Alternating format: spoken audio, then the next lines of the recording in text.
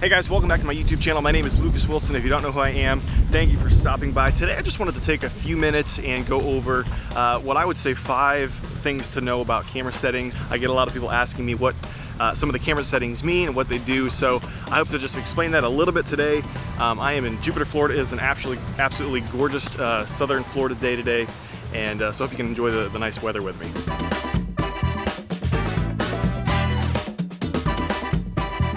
Alright, so guys, one of the first things that I wanted to talk about is shutter speed. What exactly is shutter speed?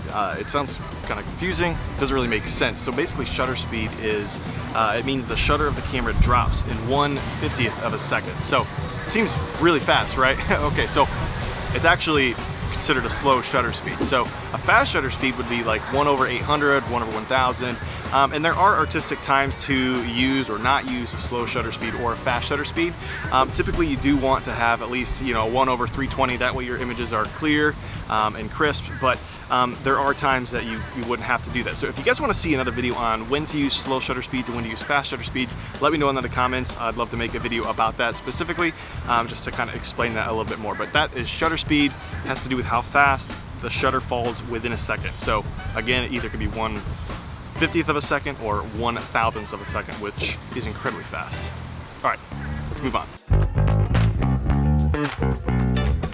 All right, it looks like they have kind of built like some sort of like swimming area kind of off to the side here, like right off the inlet, but it is a beautiful day, just coming down to see the inlet up nice and close. I don't really want to exactly fall on this coral. So clear. It is so clear. Earlier it said it was supposed to rain at like 2, but welcome to Florida, because it definitely doesn't look like it's gonna rain at all. It is blue sky, sunny. It's only like 85. It's a little bit warm for me, but a gorgeous day.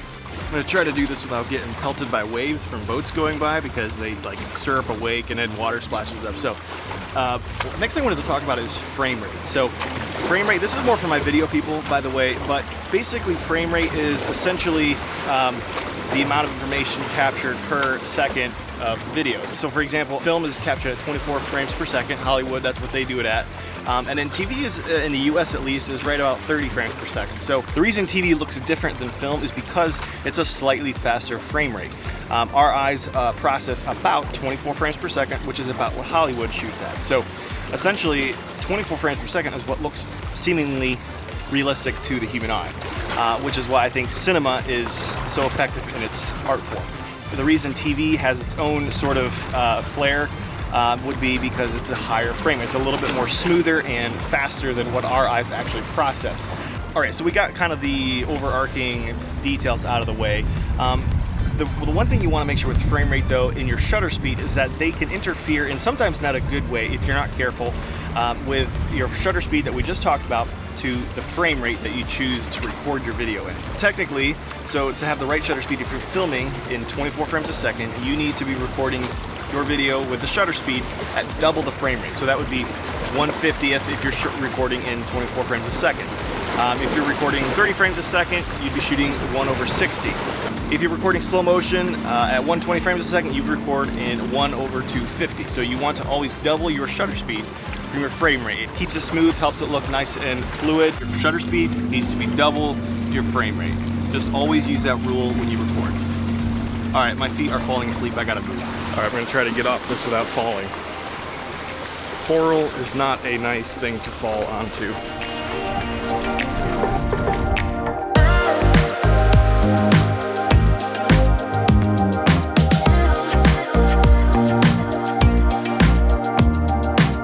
Alright guys, so the next one to talk about is ISO. Okay, what does that even mean? That totally sounds like an acronym for like a government building or something. So it's not as complicated as it sounds. Basically ISO is it digitally brightens your image, okay? It's not actually moving anything mechanical inside the camera. It's just adding light to or taking light away from your image. It's a helpful tool, but you don't want to overuse it. So rarely you don't ever want to take your ISO over 1600 or 2000. because then it starts to get grainy. You start losing and breaking down your image once it gets that bright. So typically I try to keep my ISO as low as possible. That should be the last thing I touch if I have to brighten an image. So again, keep your ISO low, 100, 200, max 1600, 2000. Once you get above that, it will start to get grainy and you'll lose your image, and so it'll break it down. That is ISO. Basically, it digitally brightens your image. I want to show you guys what my tripod looks like right now. It is a tree. You know, basically the rule of thumb is use whatever is near you and make it work, because a tree will hold my camera up. So here we are. Well, I feel like it's gone crooked. I didn't even notice that. I'm pretty sure that means don't swim. Just a stab. There's like a bunch of those flags, so I currently have sand like pelting my face, and it's not the greatest feeling. All right, so number 4 on the list is f-stop. So basically f-stop is the amount of light that is coming into your camera. So typically when I'm shooting portraits or photo shoots, I like to keep a lower f-stop, around 2.4 or 2.8. It gives you a really nice out of focus background. That's how you get that out of focus background. If you want to darken your image, you would go to a higher f-stop, like f8 or f10 or f12, whatever you really think you might need. So right now I'm shooting at f5.6. I needed to darken it a little bit because it's bright out there, but I needed it to not be too dark because I'm actually like under this sea grape mangrove thing, and so it's a little dark. Rule of thumb though, keep your f-stop low. Gives you a nice out of focus background, gives you some nice depth to your image. But if you need to brighten your image, lower your f-stop number before you brighten your ISO. We just talked about ISO. Keep your ISO low, lower your f-stop number to brighten your image before you digitally. Your f-stop is a mechanical process. Your ISO is digital. So you want to allow light in mechanically by opening the iris of the lens or the camera to a point where you have enough light that you need for your image before you'd have to crank up your ISO. Also, I hope the wind is not blasting this mic because it is windy. I was gonna go down to this pier down here where you just saw that, some of that footage down there. Way too windy. I don't even know if any of this audio is gonna turn out. Hopefully it'll sound okay. Again, your aperture or your f-stop is an important thing to know. Keep it lower if possible, and you'll have a beautiful image with a nice out of focus background, which is what everyone wants.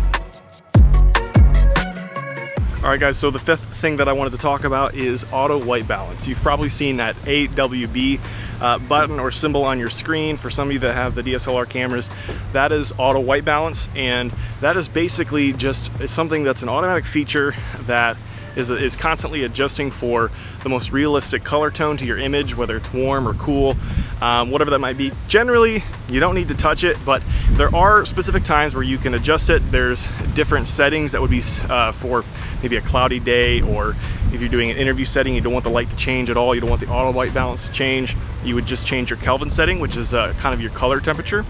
That is a whole nother video, but for those of you that wanted to know what the AWB button or symbol is on your screen that you see, it stands for auto white balance, and again, it is just kind of an automatic feature that is color adjusting for a realistic tone to your image.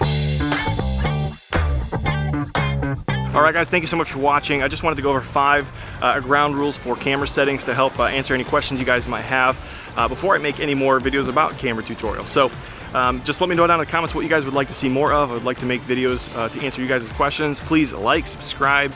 I just look forward to building this community over the year, and I will see you guys in the next video. All right, I am standing on coral, and I'm gonna try to get off and not fall.